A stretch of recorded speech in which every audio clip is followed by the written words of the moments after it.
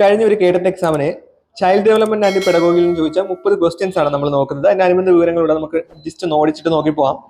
ഒന്നാമത്തെ ക്വസ്റ്റ്യൻ ഇങ്ങനെയായിരുന്നു: മിക്ക വിദ്യാഭ്യാസ സ്ഥാപനങ്ങളിലും ഒരു കുട്ടിയുടെ വികസനത്തിന്റെ എല്ലാ വർഷങ്ങളും മൂല്യനിർണ്ണയം നടത്തുന്നു. ഈ മൂല്യനിർണ്ണയ പ്രക്രിയ അറിയപ്പെടുന്നത് ഏത് പേരിലാണെന്നാണ്. 4 ഓപ്ഷൻ ഉണ്ട്: ഫോർമേറ്റീവ് സംരചനാ മൂല്യനിർണ്ണയം, നിരന്തരവും സമഗ്രവുമായ മൂല്യനിർണ്ണയം, കണ്ടിന്യൂസ് ആൻഡ് കോംപ്രഹെൻസീവ് വാല്യുവേഷൻ, ആത്യന്തിക മൂല്യനിർണ്ണയം, സമ്മേറ്റീവ് വാല്യുവേഷൻ, ആന്തരിക മൂല്യനിർണ്ണയം, ഇന്റേണൽ ഇവാലുവേഷൻ. എന്താണ് ഇവാലുവേഷൻ നമുക്കറിയാം അല്ലേ? നമ്മൾ പഠിപ്പിച്ച കാര്യങ്ങൾ കുട്ടിക്ക് എന്തെല്ലാം കാര്യങ്ങൾ മനസ്സിലാക്കിയിട്ടുണ്ടെന്ന് അറിയാൻ വേണ്ടി നമ്മൾ നടത്തുന്നതാണ് ഇവാലുവേഷൻ എന്ന് പറയുന്നത്. അതിൽ ഒന്നാമത്തെയാണ് സംരചനാ മൂല്യനിർണ്ണയം അല്ലെങ്കിൽ ഫോർമേറ്റീവ് ഇവാലുവേഷൻ എന്ന് പറയുന്നത്. എന്താണ് സംരചനാ മൂല്യനിർണ്ണയം, എന്താണ് ഫോർമേറ്റീവ് ഇവാലുവേഷൻ എന്ന് പറയുന്നത്? അതൊന്ന് നോക്കാം. അതായത് നമ്മൾ പഠിപ്പിക്കുന്നതിന്റെ ഇടയിൽ തന്നെ നിരന്തരമായിട്ട് ഇവാലുവേറ്റ് ചെയ്യുന്നതാണ് അല്ലെ. കണ്ടിന്യൂസ് ആയി തന്നെ എന്ത് ചെയ്യുന്നു, നമുക്ക് ഫീഡ്ബാക്ക് എടുക്കാൻ പറ്റുന്ന അല്ലെങ്കിൽ ഇമ്മീഡിയറ്റ് ആയിട്ട് കുട്ടികൾക്ക് പഠിപ്പിച്ച കാര്യം മനസ്സിലായോ എന്നറിയാൻ നമ്മൾ ചെക്ക് ചെയ്യുന്ന ഒരു ഇവാലുവേഷൻ ആണ് സംരചന മൂല്യനിർണ്ണയം അല്ലെങ്കിൽ ഫോർമേറ്റീവ് ഇവാലുവേഷൻ എന്ന് പറയുന്നത് അല്ലെ. അതായത് കുട്ടിക്കും അധ്യാപകനും ഒരേ സമയം തന്നെ എന്ത് ലഭിക്കുന്നു, ഫീഡ്ബാക്ക് ലഭിക്കുന്നു അല്ലെങ്കിൽ പ്രതിപുഷ്ടി ലഭിക്കുന്നു, ഫീഡ്ബാക്ക് ലഭിക്കുന്നു എന്നതാണ് ഇതിന്റെ ഒരു സവിശേഷത എന്ന് പറയുന്നത് അല്ലെ. ഫീഡ്ബാക്ക് ലഭിക്കുന്നു, കുട്ടിക്കും അധ്യാപകർക്കും ഒരുപോലെ പ്രതിപുഷ്ടി ലഭിക്കുന്ന ഒരു ഇവാലുവേഷൻ ആണ് സംരചനാ മൂല്യനിർണ്ണയം അല്ലെങ്കിൽ ഫോർമേറ്റീവ് ഇവാലുവേഷൻ എന്ന് പറയുന്നത്. അതേപോലെ തന്നെ മറ്റൊരു കാര്യം, അതായത് കുട്ടിക്ക് ഒരു കാര്യം മനസ്സിലായില്ലെങ്കിൽ അപ്പോൾ തന്നെ നമുക്ക് ടീച്ചറിന് എന്ത് ചെയ്യാൻ പറ്റും, കുട്ടിക്ക് പറഞ്ഞ് മനസ്സിലാക്കി കൊടുക്കാൻ സാധിക്കുന്നു. കുട്ടിയുടെ പോരായ്മകൾ അപ്പോൾ തന്നെ പരിഹരിക്കാൻ സാധിക്കുന്നു അല്ലെ. പഠനത്തിന്റെ ഓരോ ഘട്ടത്തിലും നമ്മൾ കുട്ടിയെ വിലയിരുത്തുന്നു. ഇതിനെയൊക്കെയാണ് നമ്മൾ സംരചനാ മൂല്യനിർണ്ണയം അല്ലെങ്കിൽ ഫോർമേറ്റീവ് ഇവാലുവേഷൻ എന്ന് പറയുന്നത്. ഉദാഹരണം പറയാം, കുട്ടികളോട് ഇടയ്ക്കിടെ ക്വസ്റ്റ്യൻ ചോദിക്കുക, കുട്ടികളെ മാറി നിന്ന് നിരീക്ഷിച്ച് ബോധനം കൊടുക്കുക ഇല്ല. ഇതൊരു കണ്ടിന്യൂസ് പ്രോസസ് ആണ്. ഇതിന് നമുക്ക് എന്ത് പറയാം, സംരചനാ മൂല്യനിർണ്ണയം അല്ലെങ്കിൽ ഫോർമേറ്റീവ് ഇവാലുവേഷൻ എന്ന് പറയാം. മറ്റൊരു ഓപ്ഷനാണ് ആത്യന്തിക മൂല്യനിർണ്ണയം അല്ലെങ്കിൽ സമ്മേറ്റീവ് മൂല്യനിർണ്ണയം, സമ്മേറ്റീവ് ഇവാലുവേഷൻ അല്ലെങ്കിൽ ആത്യന്തിക മൂല്യനിർണ്ണയം എന്ന് പറയുന്നത്. എന്താണ് സമ്മേറ്റീവ് ഇവാലുവേഷൻ എന്ന് പറയുന്നത്? ഘട്ടം ഘട്ടമായി നടക്കുന്ന അല്ലെങ്കിൽ ഒരു സ്റ്റേജ് വൈസ് പ്രോസസ് ആണ് എന്ന് പറയുന്നത് ആത്യന്തിക മൂല്യനിർണ്ണയം അല്ലെങ്കിൽ സമ്മേറ്റീവ് ഇവാലുവേഷൻ എന്ന് പറയുന്നത് അല്ലെ. ഒരു യൂണിറ്റ് അല്ലെങ്കിൽ ഒരു പാഠഭാഗം അതൊക്കെ പഠിപ്പിച്ച് തീർന്നതിന് ശേഷം നടത്തുന്ന ഒരു ഇവാലുവേഷൻ ആണ് ഈ ആത്യന്തിക. പേരിൽ തന്നെ ഉണ്ടല്ലേ, നമുക്കറിയാം ഒരു കോഴ്സ് അല്ലെങ്കിൽ ഒരു അധ്യായം അല്ലെങ്കിൽ ഒരു യൂണിറ്റ്, ഒരു ടേം, ഇവയ്ക്ക് ശേഷം നടന്ന ഒരു ഇവാലുവേഷൻ ആണ് സമ്മേറ്റീവ് ഇവാലുവേഷൻ എന്ന് പറയുന്നത്. വിദ്യാർത്ഥികളുടെ മൊത്തത്തിലുള്ള ഒരു പ്രകടനം മനസ്സിലാക്കാൻ സാധിക്കുന്നു അല്ലെ. കുട്ടികൾക്ക് ഗ്രേഡ് നൽകാനും അതുപോലെ ഉയർന്ന ക്ലാസ്സിലേക്ക് പ്രൊമോഷൻ നൽകാനും ഒക്കെ സാധിക്കുന്ന ഒരു ഉദാഹരണം നമുക്ക് പറഞ്ഞ യൂണിവേഴ്സിറ്റി എക്സാം ഒക്കെ നമുക്കൊരു ഉദാഹരണമായിട്ട് പറയാൻ പറ്റും അല്ലെ. അതാണ് ഒരു സമ്മേറ്റീവ് ഇവാലുവേഷൻ അല്ലെങ്കിൽ ആത്യന്തിക മൂല്യനിർണ്ണയം എന്ന് പറയുന്നത്. അതുപോലെ ഇവിടെ നിരന്തരവും സമഗ്രവുമായിട്ടുള്ള മൂല്യനിർണ്ണയം എന്താണ്? കണ്ടിന്യൂസ് ആൻഡ് കോംപ്രഹെൻസീവ് ഇവാലുവേഷൻ നമ്മൾ ചോദിച്ചിട്ടുണ്ട്, ഒരുപാട് തവണ ചോദിച്ചിട്ടുള്ള ഒരു ക്വസ്റ്റ്യൻ ആണ്. 2009 നമുക്ക് ഈ ഇയർ ചോദിച്ചിട്ടുണ്ട്. 2009 റൈറ്റ് ടു എഡ്യൂക്കേഷൻ ആക്ടിലെ റൈറ്റ് ടു എഡ്യൂക്കേഷൻ ആക്ട് പിന്നെ അനുസരിച്ച് കൊണ്ടുവന്നൊരു സിസ്റ്റമാണ് ഈ ഒരു കണ്ടിന്യൂസ് ആൻഡ് കോംപ്രഹെൻസീവ് ഇവാലുവേഷൻ എന്ന് പറയുന്നത്. അതുപോലെ കുട്ടിയുടെ എല്ലാ മേഖലകളിലുമുള്ള കഴിവ് മനസ്സിലാക്കാൻ വേണ്ടിയിട്ടുണ്ട്. കുട്ടിയുടെ എല്ലാ മേഖലകളിലുമുള്ള ഒരു കഴിവ് മനസ്സിലാക്കുന്നുണ്ട്. അക്കാഡമിക് പെർഫോമൻസ് മാത്രമല്ല അല്ലെ, കോ കരിക്കുലർ ആക്ടിവിറ്റി കൂടി അളക്കുന്നുണ്ട്. അതുപോലെ തന്നെ ഫോർമേറ്റീവ് അസസ്മെന്റും സമ്മേറ്റീവ് അസസ്മെന്റും, അതായത് രണ്ടും അളക്കുന്ന ഒന്നാണ് എന്ന് പറയുന്നത് നിരന്തരവും സമഗ്രമായ മൂല്യനിർണ്ണയം എന്ന് പറയുന്നത്. അപ്പൊ ഇവിടെ ക്വസ്റ്റ്യൻ ഇങ്ങനെയായിരുന്നു: മിക്ക വിദ്യാഭ്യാസ സ്ഥാപനങ്ങളിലും ഒരു കുട്ടിയുടെ വികസനത്തിന്റെ എല്ലാ വശങ്ങളും മൂല്യനിർണ്ണയം നടത്തുന്നു. ഈ മൂല്യനിർണ്ണയ പ്രക്രിയ അറിയപ്പെടുന്നത് എന്നായിരുന്നു. അപ്പൊ ഇവിടുത്തെ ഉത്തരം എന്ന് പറയുന്നത് ഏതാണ്? നിരന്തരവും സമഗ്രവുമായിട്ടുള്ള മൂല്യനിർണ്ണയമാണ്. എല്ലാ വശങ്ങളും മൂല്യനിർണ്ണയം നടത്തുന്നതിനെ അറിയപ്പെടുന്ന പേരെന്താണ്? നിരന്തരവും സമഗ്രവുമായ മൂല്യനിർണ്ണയം, കണ്ടിന്യൂസ് ആൻഡ് കോംപ്രഹെൻസീവ് ഇവാലുവേഷൻ ആണ്. അടുത്ത രണ്ടാമത്തെ ഒരു ക്വസ്റ്റ്യൻ ഇങ്ങനെയാണ്. രണ്ടാമത്തെ ക്വസ്റ്റ്യൻ: നന്നായി പാട്ടും നൃത്തവും ചെയ്യുന്ന ഒരു കുട്ടി. ഗാർണറുടെ മൾട്ടിപ്പിൾ ഇന്റലിജൻസ് സിദ്ധാന്തം അനുസരിച്ച് ഏതൊക്കെ ബുദ്ധിയാണ് കുട്ടിക്കുള്ളതെന്നാണ്. ഇതാണ് രണ്ടാമത്തെ ക്വസ്റ്റ്യൻ എന്ന് പറയുന്നത്. നന്നായിട്ട് പാട്ടും നൃത്തവും നമുക്കറിയാം. ഇത് കാണുമ്പോൾ തന്നെ ഓപ്ഷൻ കാണുമ്പോൾ അറിയാലോ. ഓപ്ഷൻ ഭാഷാപരവും സ്ഥലപരവും ഒക്കെ ഉണ്ട്. അതുപോലെ സംഗീതപരവും ശാരീരികപരവും ഭാഷാപരവും സംഗീതപരവും പ്രകൃതിപരവും ഭാഷാപരവും. നമുക്കറിയാം പാട്ടും ഉണ്ട്, ഇവിടെ നൃത്തവും ഉണ്ട്. പാട്ട് പാടാൻ കഴിവുണ്ട്, അതുപോലെ നൃത്തം ചെയ്യാനുള്ള കഴിവുണ്ട്. അപ്പൊ ഏതായിരിക്കും വരുന്നത്? ഓപ്ഷൻ ബി ആണല്ലേ, സംഗീതപരവും ശാരീരിക ചലനപരവുമായിട്ടുള്ള ബുദ്ധിയാണ് കുട്ടിക്കുള്ളതെന്ന് മനസ്സിലാക്കാം. അതുപോലെ ഈ വിഷ്വൽ ആൻഡ് സ്പേഷ്യൽ ഇന്റലിജൻസ് അല്ലെങ്കിൽ ദർശന സ്ഥലപരിമാണ ബുദ്ധിശക്തി എന്ന് പറഞ്ഞാൽ എന്താണ്? ചിത്രങ്ങളിലൂടെയും ഭൂപടങ്ങളിലൂടെയും ചാർട്ട് സൂക്ഷ്മമായിട്ട് നിരീക്ഷിച്ചുകൊണ്ട് അതിനെക്കുറിച്ച് മനസ്സിലാക്കാനൊക്കെ പഠിക്കാനും ഒക്കെ ഉള്ള ബുദ്ധിയാണ് വിഷ്വൽ ആൻഡ് സ്പേഷ്യൽ ഇന്റലിജൻസ് എന്ന് പറയുന്നത്. അതുപോലെ ഈ വാചിക ഭാഷാപര ബുദ്ധി എന്ന് പറഞ്ഞാൽ എന്താണ്? അതായത് വെർബൽ ലിംഗ്വിസ്റ്റിക് ബുദ്ധി എന്ന് പറഞ്ഞാൽ എന്താണ്? അത് ഒരു പദങ്ങളിലൂടെ ചിന്തിക്കാം, അതുപോലെ വാക്കുകളും ഭാഷകളും വേണ്ട പോലെ ഉപയോഗിക്കാനുള്ള കഴിവൊക്കെയാണ് ആ വിഷ്വൽസ് ആൻഡ് സ്പേഷ്യൽ ഇന്റലിജൻസിനകത്ത് വരുന്നതെന്ന് മനസ്സിലാക്കാം. അടുത്ത മൂന്നാമത്തെ ക്വസ്റ്റ്യൻ ഇങ്ങനെയാണ്: അധ്യാപകൻ ക്ലാസ്സിൽ ഒരു ഗൂഢപ്രശ്നം ചോദിച്ചപ്പോൾ എല്ലാ കുട്ടികളും അതിന്റെ ഉത്തരം ആലോചിച്ചുകൊണ്ടിരുന്നു. എന്നാൽ ഒരു കുട്ടി പെട്ടെന്ന് അതിന്റെ ഉത്തരം പറഞ്ഞു. ഇത് ഏത് പഠന സിദ്ധാന്തത്തിന്റെ ഉദാഹരണമാണെന്നാണ് ക്വസ്റ്റ്യൻ. ഓപ്ഷൻ എ വാചിക പഠനം, വെർബൽ ലേണിംഗ്. ഓപ്ഷൻ ബി അന്തർലീന പഠനം, ലാറ്റൻ ലേണിംഗ്. ഓപ്ഷൻ സി ഉൾക്കാഴ്ച പഠനം, ഇൻസൈറ്റ് ലേണിംഗ്. ഓപ്ഷൻ ഡി ആശയ പഠനം അല്ലെങ്കിൽ കൺസെപ്റ്റ് ലേണിംഗ്. നമുക്കറിയാം ഇതിന്റെ ഉത്തരം നമ്മുടെ മനസ്സിൽ വന്നിട്ടുള്ളത് തന്നെയാണ് അല്ലെ.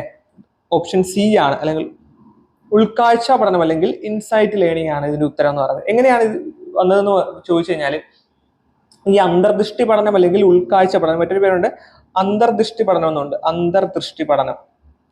അന്തർദൃഷ്ടി പഠനം എന്നുണ്ട്. ഈ അന്തർദൃഷ്ടി പഠനം അല്ലെങ്കിൽ ഉൾക്കാഴ്ച പഠനം എന്ന് പറഞ്ഞു കഴിഞ്ഞാല് ഒരു പ്രോബ്ലം വന്നു കഴിഞ്ഞാൽ വളരെ വേഗം ആ പ്രോബ്ലം സോൾവ് ചെയ്യാൻ സാധിക്കുന്നതിനെയാണ് ഈ അന്തർദൃഷ്ടി പഠനം അല്ലെങ്കിൽ ഇൻസൈറ്റ് ലേണിംഗ് എന്നൊക്കെ പറയുന്നത്. അപ്പൊ ഒരു ഗൂഢപ്രശ്നം ചോദിച്ചപ്പോൾ എല്ലാ കുട്ടികളും അതിന്റെ ഉത്തരം ആലോചിച്ചുകൊണ്ടിരുന്നു. എന്നൊരു കുട്ടി പെട്ടെന്ന്, ഇതാണ് ശ്രദ്ധിക്കേണ്ടത് നമ്മള്, ഒരു കുട്ടി പെട്ടെന്ന് അതിന്റെ ഉത്തരം പറഞ്ഞു. ഇത് ഏത് പഠന സിദ്ധാന്തത്തിന്റെ ഉദാഹരണം എന്ന് ചോദിച്ചു കഴിഞ്ഞാൽ ഈ ഉൾക്കാഴ്ച പഠനം അല്ലെങ്കിൽ അന്തർദൃഷ്ടി പഠനത്തിന് ഉദാഹരണമാണ്. ഓക്കെ, അപ്പം ഒരു പ്രോബ്ലം വന്നു കഴിഞ്ഞാൽ വളരെ വേഗം ആ ഒരു പ്രോബ്ലം സോൾവ് ചെയ്യാൻ സാധിക്കുന്നതിനെയാണ് ഇൻസൈറ്റ് ലേണിംഗ് എന്ന് പറയുന്നത്. അടുത്ത 4ാമത്തെ ക്വസ്റ്റ്യൻ ഇങ്ങനെയാണ് വരുന്നത്. വായന ബുദ്ധിമുട്ടായിട്ടുള്ള ഒരു കുട്ടിക്ക് താഴെ പറയുന്നതിൽ ഏത് രീതി സ്വയം തിരുത്തുന്നതിന് വേണ്ടി ഉപയോഗിക്കാൻ സാധിക്കുന്നതാണ്. അപ്പൊ ഇവിടെ ഓപ്ഷൻസ് റെക്കോർഡർ ഉണ്ട്, ഫ്ലാഷ് കാർഡ് ഉണ്ട്, മാച്ചിങ് കാർഡ് ഉണ്ട്, പദപ്രശ്നം ഉണ്ട് അല്ലെ. നമുക്കറിയാം ഇതിന്റെ ഉത്തരം ഏതായിരിക്കും. നിങ്ങളുടെ ഉത്തരം ശരിയാണ്. ഏതാണ്? റെക്കോർഡർ ആണ് ഇതിന്റെ ഉത്തരം അല്ലെ. റെക്കോർഡർ എന്ന് പറഞ്ഞാൽ എന്താണ്? വായന ബുദ്ധിമുട്ടുള്ള കുട്ടിക്ക് സ്വയം തിരുത്താൻ വേണ്ടിയിട്ടൊക്കെ ഉപയോഗിക്കാൻ പറ്റുന്ന ഒരു എന്താ പറയുക ഒരു ടൂളാണ് എന്ന് പറയുന്നത് റെക്കോർഡർ എന്ന് പറയുന്നത്. ഈ ഫ്ലാഷ് കാർഡ് എന്ന് പറഞ്ഞാൽ എന്താണ്? ഫ്ലാഷ് കാർഡ് ഒരു വശത്ത് ചോദ്യവും മറുവശത്ത് ഉത്തരവുമുള്ള ഒരു കാർഡാണ് അല്ലെ. ചില വിവരങ്ങളൊക്കെ ഓർത്ത് വെക്കാൻ ഉപയോഗിക്കുന്നതാണ് ഈ ഫ്ലാഷ് കാർഡ് എന്ന് പറയുന്നത്. ഈ മാച്ചിങ് കാർഡ് എന്ന് പറയുന്നത് എന്താണ്? മാച്ചിങ് കാർഡ് ഒരു മെമ്മറി ഗെയിമാണ് അല്ലെ.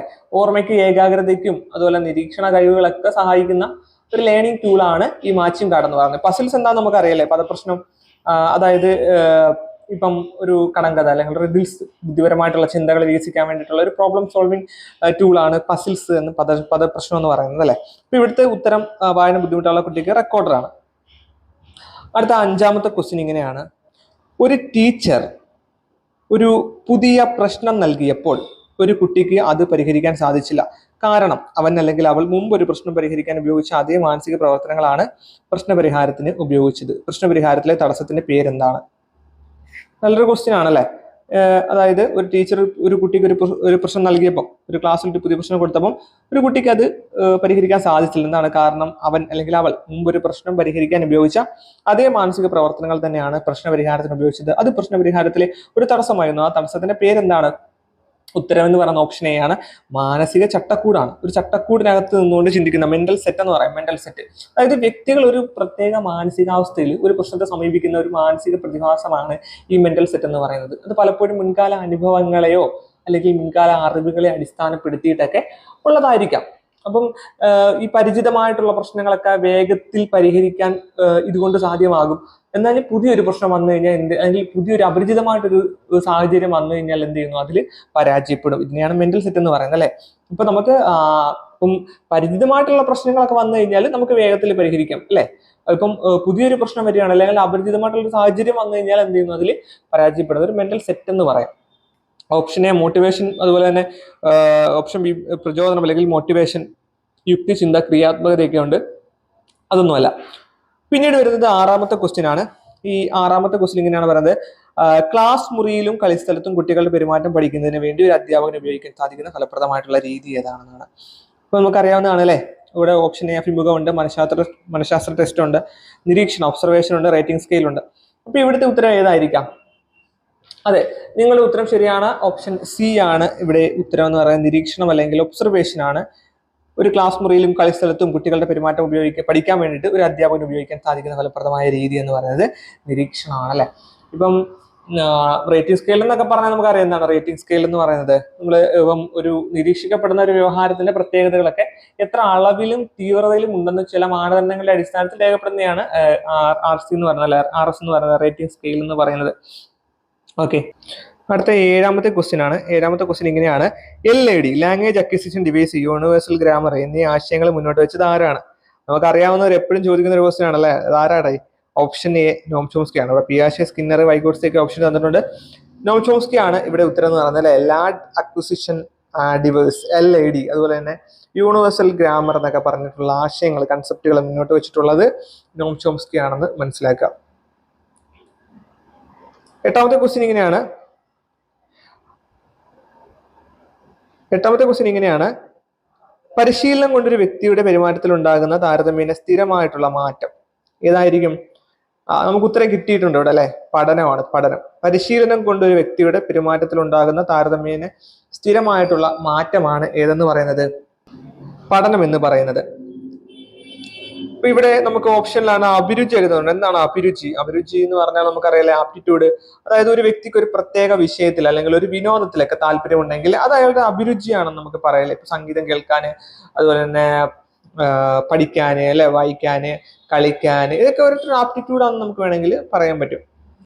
അടുത്ത ക്വസ്റ്റ്യൻ ഇങ്ങനെയാണ്. 9ാമത്തെ ക്വസ്റ്റ്യൻ ആണ്. നമുക്ക് അറിയാവുന്ന ഒരു ക്വസ്റ്റ്യൻ ആണ്. ഒരു കുട്ടിക്ക് കണക്കുമായി ബന്ധപ്പെട്ട പ്രശ്നങ്ങൾ പരിഹരിക്കുന്നതിന് ബുദ്ധിമുട്ടാണ്. ഇത് ഏത് തരം പഠന വൈകല്യമാണെന്ന് തിരിച്ചറിയുക? Dyslexia, dysgraphia, dyscalculia, dyspraxia. നമുക്കറിയാം ഉത്തരം തന്നെ ഏതാണ്? കണക്കുമായിട്ട് ബന്ധപ്പെട്ട ഡിസ്കാൽക്കുലിയ ആണ് നമ്മൾ പഠിച്ചു വെച്ചിട്ടുണ്ട് അല്ലെ. ഈ ഡിസ്ലെക്സിയ എന്ന് പറഞ്ഞാൽ എന്താ പറയുക? ഡിസ്ലെക്സിയ വായന അല്ലെ, വായിക്കാനും എഴുതാനും ഒക്കെ ഉള്ള, നമുക്ക് വേണമെങ്കിൽ പറയാമല്ലേ, വായിക്കാനും എഴുതാനും ഒക്കെ ഉള്ള. അതുപോലെ ഭാഷണം അല്ലെ, ഭാഷണം, അതായത് സംസാരിക്കാനൊക്കെ ബുദ്ധിമുട്ട് വരുമ്പോഴാണ്, ഭാഷണത്തിനൊക്കെ ബുദ്ധിമുട്ട് വരുമ്പോഴാണ് ഡിസ്ലെക്സിയ എന്ന് പറയുന്നത്. ഡിസ്ഗ്രാഫിയ നമുക്കറിയാം എന്താണ്? പ്രധാനമായിട്ടും എഴുതാനുള്ള ഒരു ബുദ്ധിമുട്ടാണ് അല്ലെ, എഴുതാനുള്ള ബുദ്ധിമുട്ടിനെയാണ് ഡിസ്ഗ്രാഫിയ എന്ന് പറയുന്നത്. അതുപോലെ ഡിസ്പ്രാക്സിയ എന്ന് പറയുന്നതാണ് ഈ പേശി പ്രവർത്തനങ്ങൾ അല്ലെ, പേശി പ്രവർത്തനങ്ങൾക്ക് പ്രശ്നങ്ങൾ പഠനത്തിൽ ഉണ്ടാകുന്ന ബുദ്ധിമുട്ടിനെയാണ് ഡിസ്പ്രാക്സിയ എന്ന് പറയുന്നത്. ഡിസ്ലെക്സിയ പ്രധാനമായിട്ടും വായിക്കാൻ സാധിക്കാത്ത ഒരു ഇതാണ്. ഭാഷണം തുടങ്ങിയ മേഖലകളിലുള്ള ബുദ്ധിമുട്ടാണ്. അതുപോലെ ഡിസ്ഗ്രാഫിയ എന്ന് പറഞ്ഞാൽ എഴുതാനാണ്, മെയിനായിട്ടുള്ള എഴുതാനുള്ള ബുദ്ധിമുട്ട്. ഡിസ്കാൽക്കുലിയ കണക്ക് കൂട്ടാൻ പറ്റത്തില്ല. അതുപോലെ കണക്കുമായിട്ട് ബന്ധപ്പെട്ട പ്രശ്നങ്ങൾ. അതുപോലെ തന്നെ ഡിസ്പ്രാക്സിയ എന്ന് പറഞ്ഞാൽ പേശിപരമായിട്ടുള്ള പ്രവർത്തനങ്ങളിൽ പ്രശ്നങ്ങൾ പഠനത്തിനുണ്ടാകുന്ന ബുദ്ധിമുട്ടിനെയാണ് ഡിസ്പ്രാക്സിയ എന്ന് പറയുന്നത്. അപ്പോൾ ഇവിടെ ഉത്തരം എന്ന് പറയുന്നത് എന്താണ്? ഡിസ്കാൽക്കുലിയാണ്. അടുത്ത 10ാമത്തെ ക്വസ്റ്റ്യൻ ഇങ്ങനെയാണ്. 10ാമത്തെ ക്വസ്റ്റ്യൻ എന്ന് പറയുന്നത്: അസുഖം കാരണമാണ് പരീക്ഷയ്ക്ക് ജയിക്കാൻ സാധിക്കാത്തത് എന്നൊരു കുട്ടി പരാതി പറയുന്നു. ഇവിടെ കുട്ടി ഏത് പ്രതിരോധ തന്ത്രമാണ് ഉപയോഗിച്ചത്? നമുക്കറിയാം ഡിഫൻസ് മെക്കാനിസം നമ്മൾ പഠിച്ചിട്ടുള്ളതാണ് അല്ലെ. ഡിഫൻസ് മെക്കാനിസം ഒക്കെ നമ്മൾ ഒരുപാട് പഠിച്ചിട്ടുള്ളത്. അപ്പം അസുഖം കാരണമാണ് പരീക്ഷയ്ക്ക് ജയിക്കാൻ സാധിക്കാത്തതെന്നാണ് കുട്ടി പരാതി പറയുന്നത്. കുട്ടിയുടെ ഏത് പ്രതിരോധ തന്ത്രമാണ് ഉപയോഗിച്ചത്? നമുക്കറിയാം ഓപ്ഷൻ എ യുക്തീകരണമാണ് അല്ലെ. ഓപ്ഷൻ എ യുക്തീകരണമാണ്. അപ്പൊ ഇവിടെ നിഷേധം, ദമനം, ഉദാത്തീകരണം ഒക്കെ തന്നിട്ടുണ്ട്. ഈ യുക്തീകരണം അല്ലെങ്കിൽ റാഷണലൈസേഷൻ എന്ന് പറഞ്ഞാൽ എന്താണ്? ഒരു സമായോജിത തന്ത്രമാണിത്. ഇതിലൂടെ ഒരു വ്യക്തി തന്റെ ബലഹീനതകളും പരാജയങ്ങളും കഴിവുകേടുകളും ഒക്കെ ഈ തെറ്റായ കാരണങ്ങൾ വഴി ന്യായീകരിക്കുന്നതിനാണ് യുക്തീകരണം എന്ന് പറയുന്നത്. അപ്പൊ ഇവിടെ അസുഖം കാരണം കൊണ്ട് ഇയാൾക്ക് പഠിക്കാൻ പറ്റിയ, പരീക്ഷയ്ക്ക് ജയിക്കാൻ പറ്റാനെന്നാണ് ആ കുട്ടി പറയുന്നത്.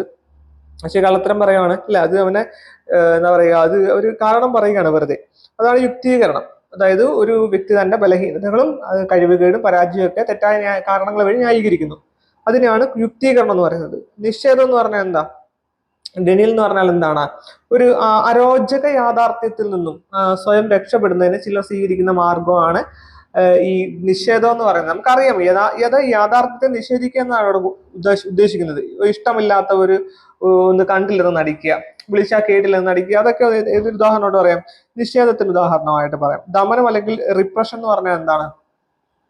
വേദനാജനകമായ അനുഭവങ്ങളും മാനസിക സംഘർഷങ്ങളും ഒക്കെ നമ്മുടെ അബോധ മനസ്സിലേക്ക് തള്ളിവിടുന്ന പ്രക്രിയയാണ് ദമനം എന്ന് പറയുന്നത്. നമുക്ക് ഓർക്കാൻ സാധിക്കാത്ത, ഇഷ്ടമല്ലാത്ത കാര്യങ്ങളൊക്കെ നമ്മുടെ അബോധ മനസ്സിലേക്ക് തള്ളിവിടുന്നതിനെയാണ് എന്ത് പറയുന്നത്? ദമനം എന്ന് അല്ലെങ്കിൽ റിപ്രഷൻ എന്ന് പറയുന്നത്. ഉദാത്തീകരണം എന്ന സബ്ലിമേഷൻ എന്ന് പറഞ്ഞാൽ എന്താണ്?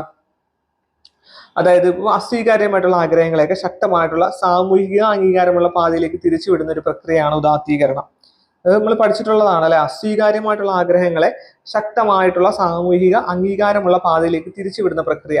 ഇപ്പൊ ഒരു ഉദാഹരണം പറയാൻ, നമുക്ക് ഉദാഹരണങ്ങളിലൂടെയാണ് നമുക്ക് ക്വസ്റ്റ്യൻസ് വരുന്നത് അല്ലെ. മക്കളില്ലാത്ത ഒരു വ്യക്തി അല്ലെങ്കിൽ ഒരു സാമൂഹ്യ പ്രവർത്തകൻ എന്നൊക്കെ വേണം പറയാം. മക്കളില്ലാത്ത ഒരാൾ എന്ത് ചെയ്യുന്നു? അയാൾ സാമൂഹ്യ സേവന പ്രവർത്തനങ്ങളിലൊക്കെ ഏർപ്പെട്ടുകൊണ്ട് അയാളുടെ നിരാശാബോധം ഒഴിവാക്കുന്നതിനെയാണ് എന്തിന് ഉദാഹരണമായിട്ട് പറയുന്നത്? പ്രധാനമായിട്ടും ഉദാത്തീകരണം അല്ലെങ്കിൽ സബ്ലിമേഷൻ ഉദാഹരണമായിട്ട് പറയുന്നത്.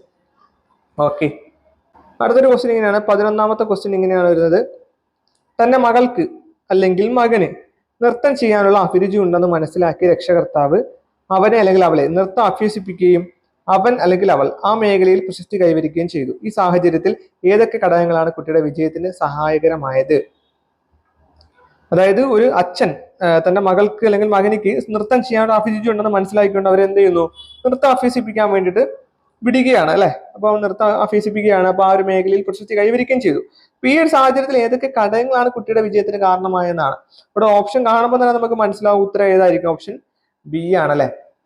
പാരമ്പര്യവും പരിസ്ഥിതിയുമാണ് അല്ലെ. ഹെറിഡിറ്റി ആൻഡ് എൻവയോൺമെന്റിലാണ് ഇവിടെ ഉത്തരം എന്ന് പറയുന്നത്. അതായത് വികാസം എന്ന് പറഞ്ഞാൽ എപ്പോഴും നമുക്കറിയാം പാരമ്പര്യത്തെയും പരിസ്ഥിതിയെയും ആശ്രയിച്ചിരിക്കുന്ന ഒന്നാണ്. അതുകൊണ്ട് തന്നെ ഇവിടെ ഉത്തരം അങ്ങനെ വരാൻ കാരണമായെന്ന് പറയാം അല്ലെ. വികാസം പാരമ്പര്യത്തെയും അതുപോലെ തന്നെ പാരമ്പര്യത്തെയും പരിസ്ഥിതിയെയും ആശ്രയിച്ചിരിക്കുന്ന ഒന്നാണ് ഈ ഒരു വികസനം എന്ന് അല്ലെങ്കിൽ വികാസം എന്ന് പറയുന്നത്.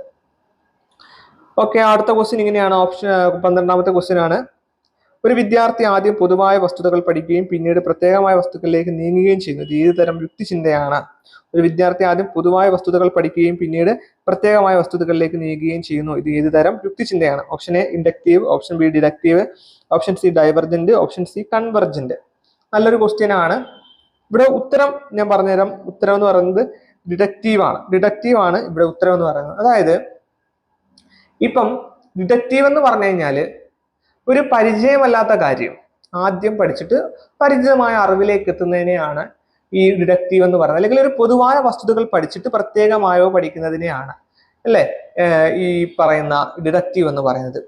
അതുപോലെ തന്നെ ഇൻഡക്റ്റീവ് തിങ്കിങ് ഉണ്ട് അല്ലെ. ഇൻഡക്റ്റീവ് തിങ്കിങ് എന്ന് പറഞ്ഞാലും എന്താണ്, ഉദാഹരണങ്ങളിൽ നിന്ന് പൊതുവായ നിഗമനങ്ങളിലേക്ക് എത്തിച്ചേരുന്നതാണ്.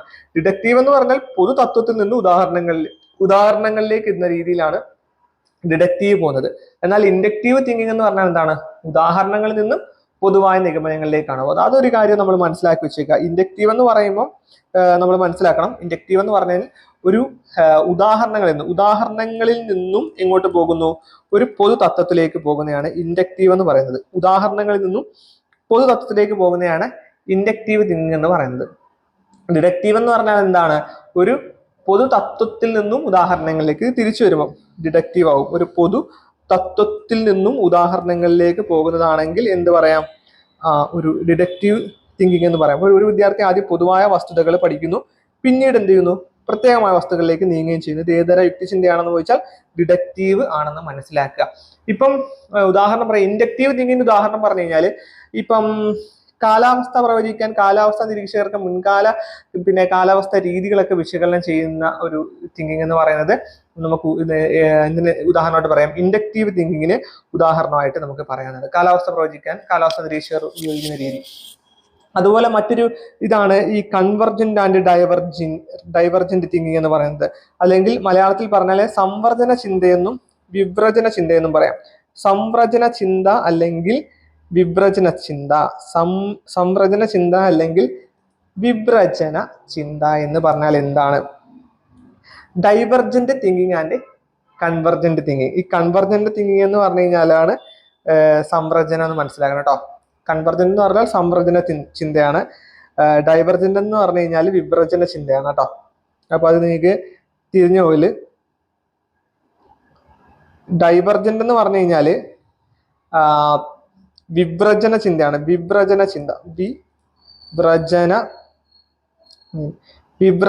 ചിന്തയാണ് ഡൈവർജന്റ് തിങ്കിങ് എന്ന് പറഞ്ഞാൽ. കൺവെർജന്റ് തിങ്കിങ് എന്ന് പറഞ്ഞു കഴിഞ്ഞാൽ സംവ്രജന ചിന്തയാണ് ഈ കൺവെർജന്റ് എന്ന് പറഞ്ഞു കഴിഞ്ഞാൽ.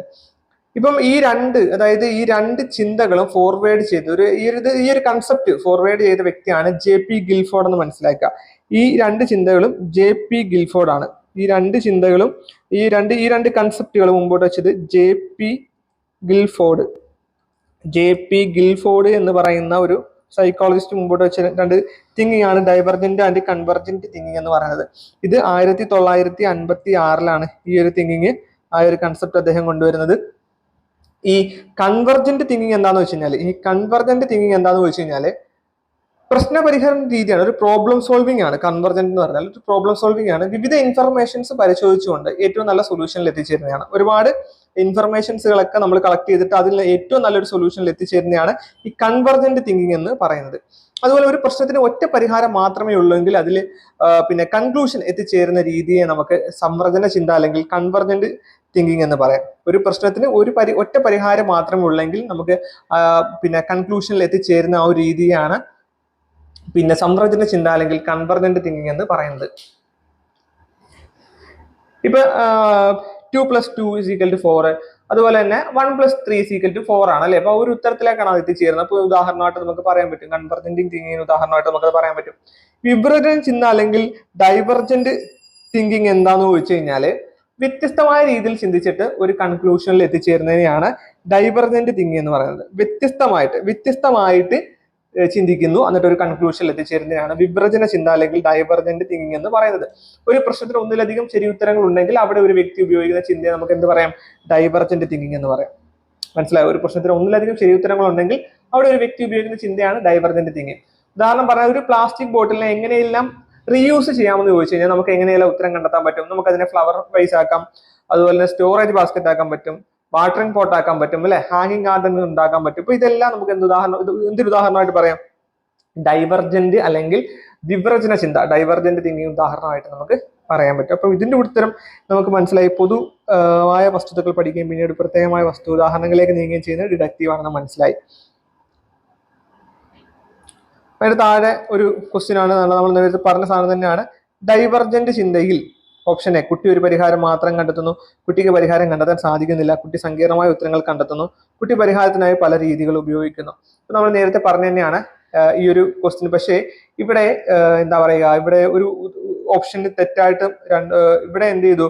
ഈ ഒരു ക്വസ്റ്റ്യൻ അവർ ഡിലീറ്റ് ചെയ്തിരിക്കുന്നു.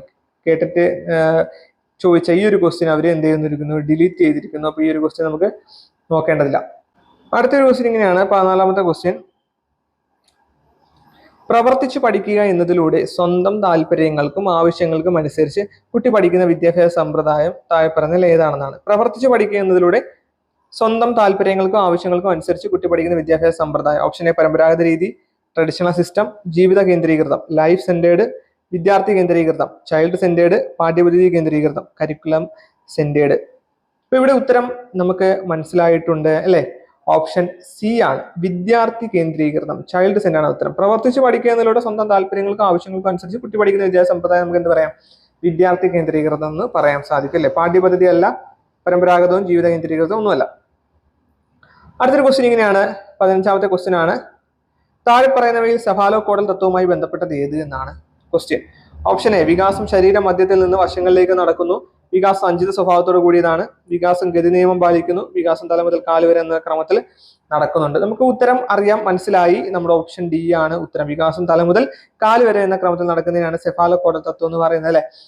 ഇത് വളർച്ച വികാസം എന്ന് ഒരു പാഠഭാഗത്തിലുള്ളതാണ് ഈ ഒരു ടോപ്പിക് എന്ന് പറയുന്നത്. അതിൽ വികാസ തത്വങ്ങളിൽ പെടുന്നതാണ് ഈ സെഫാലോകോഡൽ എന്ന് പറയുന്നത്. അതിനകത്ത് പറയുന്ന മറ്റൊരു കാര്യമാണ് വികാസം ക്രമീകൃതമാണ്. ഡെവലപ്മെന്റ് ഈസ് ഓർഡർലി എന്നാണ് പറയുന്നത്. വികാസം ക്രമീകൃതമായിട്ട് നടക്കുന്ന ഒന്നാണ് അല്ലെ? അതുപോലെ വികാസം തല മുതൽ പാദം വരെ നടക്കുന്നുണ്ട്. അതിനെയാണ് ഈ സെഫാലോകോഡൽ എന്ന് പറയുന്നത്. ഡെവലപ്മെന്റുമായിട്ട് ബന്ധപ്പെട്ടുകൊണ്ടുള്ള ഒരു ഓപ്ഷനാണിത്. വികാസം തല മുതൽ പാദം വരെ എന്ന് പറയുന്നത് നമ്മൾ പറയുന്നത് എന്താണ്? സെഫാലോകോഡൽ സീക്വൻസ് എന്നാണ് പറയുന്നത്. സെഫാലോകോഡൽ സീക്വൻസിലാണ് നടക്കുന്നത്. അതുപോലെ തന്നെ വികസനം ശരീര മധ്യത്തിൽ നിന്നും വശങ്ങളിലേക്ക് പോകുന്നു. വികസനം ശരീര മധ്യത്തിൽ നിന്ന് വശങ്ങളിലേക്ക് നടക്കുന്നു എന്നിവിടെ ഓപ്ഷൻ എ കണ്ടു.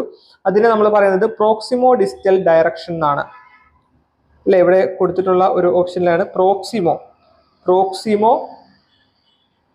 ഡിസ്റ്റൽ ഡയറക്ഷൻ എന്നാണ്. പ്രോക്സിമോ ഡിസ്റ്റൽ ഡയറക്ഷൻ എന്നാണ്. ഈ വികാസം ശരീര മധ്യത്തിൽ നിന്ന് വശങ്ങളിലേക്ക് നടക്കുന്നതിനെ പറയുന്നത് പ്രോക്സിമോ ഡിസ്റ്റൽ ഡയറക്ഷൻ എന്നാണ്. ഇവിടെ താഴെ പറയുന്നതിൽ സെഫാലോകോഡൽ തത്വവുമായി ബന്ധപ്പെട്ടത് ഏതാണ്? വികാസം തല മുതൽ കാല് വരെ എന്ന ക്രമത്തിൽ നടക്കുന്നതാണ്. അതാണ് ഉത്തരം എന്ന് പറയുന്നത്. അടുത്ത ക്വസ്റ്റ്യനും നമുക്ക് ഒരുപാട് തവണ കേട്ടിട്ടുള്ള ഒരു ക്വസ്റ്റ്യൻ ആണ്, 16ാമത്തെ. പിയാഷയുടെ അഭിപ്രായത്തിൽ ഏത് ഘട്ടത്തിലാണ് കുട്ടികൾ യുക്തിപൂർവ്വം ചിന്തിക്കുകയും അമൂർത്തമായി ചിന്തിക്കുകയും അവയുടെ അടിസ്ഥാനത്തിൽ അനുമാനങ്ങൾ ഉണ്ടാക്കുകയും ചെയ്യുന്നത് എന്നാണ് ക്വസ്റ്റ്യൻ. യുക്തിപൂർവ്വം ചിന്തിക്കുന്നത് എവിടെയായിരിക്കും? കുട്ടികൾ യുക്തിപൂർവ്വം ചിന്തിക്കുകയും അമൂർത്തമായിട്ട് ചിന്തിക്കുകയും അവയുടെ അടിസ്ഥാനത്തിൽ അനുമാനങ്ങൾ നടക്കുന്നത് എവിടെയായിരിക്കും? ഉത്തരം നമുക്ക് അറിയാവുന്ന തന്നെയാണ് അല്ലെ? അവിടെ ഓപ്ഷൻ കാണുമ്പോൾ തന്നെ അറിയാം. ഔപചാരികമായ വ്യാപാര ഘട്ടമെങ്കിൽ ഫോർമൽ ഓപ്പറേഷൻ ആണ്. ഇത് നമ്മുടെ പിയാഷയുടെ വൈജ്ഞാനിക വികസന ഘട്ടത്തിലെ ഒരു ക്വസ്റ്റ്യൻ ആണ്. നമ്മൾ ആൾറെഡി പഠിച്ചിട്ടുണ്ട്. ഇന്ദ്രിയ ചാലക ഘട്ടം, സെൻസറി മോട്ടോർ സ്റ്റേജ് എന്താണെന്ന് നമുക്കറിയാം. ഒരു ലോകത്തെക്കുറിച്ചുള്ള ഒരു പ്രാഥമിക ധാരണകൾ വളരുന്ന ഒരു ഘട്ടമാണിത് അല്ലെ? അതായത് തന്നെക്കുറിച്ചും തന്റെ ശരീരത്തെക്കുറിച്ചും കുഞ്ഞിന് മനസ്സിലായി തുടങ്ങുന്നുണ്ട്. പരിചയമുള്ളവരെയും ഇല്ലാത്തവരെയും തിരിച്ചറിയാൻ സാധിക്കുന്നുണ്ട്. ഒബ്ജക്റ്റ് പെർമനൻസ് സാധ്യമാകുന്നത് ഈ ഒരു ഘട്ടത്തിലാണെന്നൊക്കെ നമ്മൾ പഠിച്ചിട്ടുണ്ട്. ഇന്ദ്രിയ ചാലക ഘട്ടം അല്ലെങ്കിൽ സെൻസറി മോട്ടോർ സ്റ്റേജിലാണ് ലോകത്തെക്കുറിച്ച് പ്രാഥമികമായിട്ടുള്ള ധാരണകളൊക്കെ തുടങ്ങുന്ന ഒരു ഘട്ടമാണ് കുഞ്ഞിന് ഇന്ദ്രിയ ചാലക ഘട്ടം അല്ലെ? നമുക്കറിയാം തന്നെക്കുറിച്ചും തന്റെ ശരീരത്തെക്കുറിച്ചും ഒക്കെ കുഞ്ഞിന് മനസ്സിലായി തുടങ്ങുന്നുണ്ട്. പരിചയമുള്ളവരെ ഇല്ലാത്തൊരു അമ്മയൊക്കെ കുഞ്ഞിനെ അറിയാൻ പറ്റും. ഒബ്ജക്റ്റ് പെർമനൻസ് ആണ് ഈ ഒരു ഘട്ടത്തിൽ പ്രധാനപ്പെട്ട ഒരു പോയിന്റ് എന്ന് പറയുന്നത്. പിന്നീട് പ്രാക് മനോവ്യാപാര ഘട്ടം അല്ലെങ്കിൽ പ്രീ ഓപ്പറേഷൻ സ്റ്റേജ് നമുക്കറിയാം ഭാവനയുടെയും ചിന്തയുടെയും പ്രതീകാത്മക പ്രവർത്തനങ്ങളിലേക്കൊക്കെ സിംബോളിക് ആക്ടിവിറ്റികളിലേക്ക് കുട്ടി വളർന്നു വരുന്ന ഒരു ഘട്ടമാണത്. ഭാഷ പഠിക്കാൻ കഴിയുന്നുണ്ട്, അതുപോലെ സ്വയം കേന്ദ്രീകൃത അവസ്ഥ രൂപം കൊള്ളുന്നുണ്ട്, അല്ലെ ഈഗോസെൻട്രിസം ഒക്കെ രൂപം കൊള്ളുന്നത് ഈ പ്രാക് മനോവ്യാപാര ഘട്ടത്തിലാണെന്ന് നമുക്കറിയാം. പിന്നീട് മൂർത്ത മനോവ്യാപാര ഘട്ടമുണ്ട്. ശ്രേണീകരണം, സീരിയേഷൻ ഒക്കെ നടക്കുന്നത് ഇവിടെയാണ് അല്ലെ. സീരിയേഷൻ അല്ലെങ്കിൽ ശ്രേണീകരണം എന്ന് പറയുന്നത് ഇവിടെയാണ് നടക്കുന്നത്. അതുപോലെ തന്നെ ക്ലാസിഫിക്കേഷൻ, തരംതിരിക്കാൻ സാധിക്കുന്നുണ്ട് അല്ലെ. ക്ലാസിഫിക്കേഷൻ, അതുപോലെ സീരിയേഷൻ പിന്നെ ഒക്കെ നടക്കുന്നത് മൂർത്ത മനോവ്യാപാര ഘട്ടത്തിലാണ്. അതുപോലെ പിന്നെ പറയാം മനോവ്യാപാരം സാധ്യമാകുന്നത് മൂർത്ത മനോവ്യാപാര ഘട്ടത്തിലാണെന്ന് പറയാം അല്ലെ. മൂർത്ത മനോവ്യാപാരം സാധ്യമാക്കുന്നു. അതുപോലെ പക്ഷേ ഔപചാരിക മനോവ്യാപാര ഘട്ടത്തിലാണ് അമൂർത്തമായിട്ട് ചിന്തിക്കാൻ സാധിക്കുന്നത്. അമൂർത്തമായിട്ട് ചിന്തിക്കാൻ സാധിക്കുന്നു. അതുപോലെ യുക്തി കേന്ദ്രീകൃതമായിട്ട് ചിന്തിക്കാൻ സാധിക്കുന്നു, അല്ലെങ്കിൽ യുക്തിയോടുകൂടി കുട്ടി ചിന്തിക്കാൻ സാധിക്കുന്നതൊക്കെ എവിടെയാണ്? നമ്മുടെ ഈ ഒരു ഔപചാരിക മനോവ്യാപാര ഘട്ടത്തിലാണ്. ഇവിടെ ഉത്തരം എന്ന് പറയുന്നത് ഓപ്ഷൻ ബി, ഔപചാരിക മനോവ്യാപാര ഘട്ടമാണ്. 17ാമത്തെ ക്വസ്റ്റ്യൻ, താഴെ പറയുന്നവയിൽ പഠനത്തെ സ്വാധീനിക്കുന്ന മാനസികമായ ഘടകം ഏത്?